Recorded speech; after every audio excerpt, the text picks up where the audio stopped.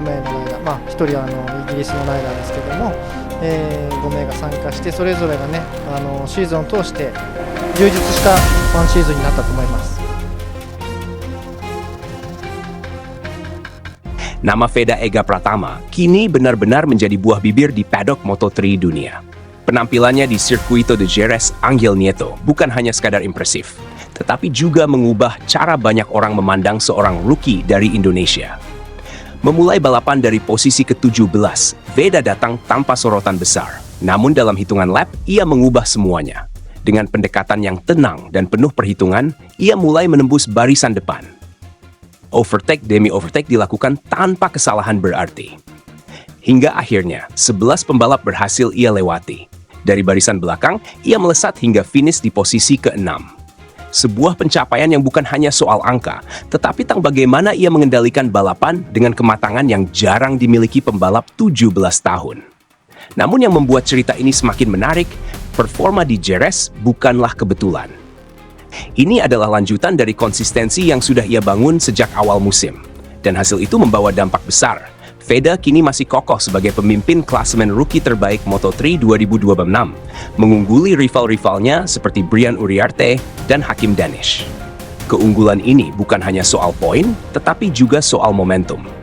Di saat pembalap lain masih mencari ritme, Veda justru terus berkembang. Performa luar biasa ini pun mendapat perhatian langsung dari manajer Honda Tim Asia, Hiroshi Aoyama, secara terbuka memberikan apresiasi tinggi terhadap anak didiknya. Menurut Aoyama, apa yang ditunjukkan Veda di Jerez adalah bukti nyata dari kerja keras tim dan pembalap. Bahkan ia mengungkapkan bahwa ada peningkatan signifikan pada performa motor Honda NSF 250 Airway jelang seri berikutnya. Dan peningkatan itu bukan sekadar klaim. Data menunjukkan bahwa Veda sempat mencatatkan kecepatan yang memecahkan rekor top speed di Jerez. Sebuah indikator bahwa kombinasi antara pembalap dan mesin kini berada di level yang jauh lebih kompetitif. Aoyama pun tidak ragu menyampaikan keyakinannya. Dengan perkembangan yang ada, ia percaya Veda memiliki peluang besar untuk meraih podium di seri berikutnya di Le Mans, Prancis. Sebuah target yang kini terasa semakin realistis, bukan lagi sekadar ambisi. Secara keseluruhan, kami melihat kemajuan yang jelas dan kami akan terus membangun arah ini untuk Le Mans, ungkap Aoyama. Ucapan itu mencerminkan satu hal, arah perkembangan Veda sangat jelas, dan itu menuju ke atas. Jika melihat klasemen sementara, posisi Veda juga semakin menguat.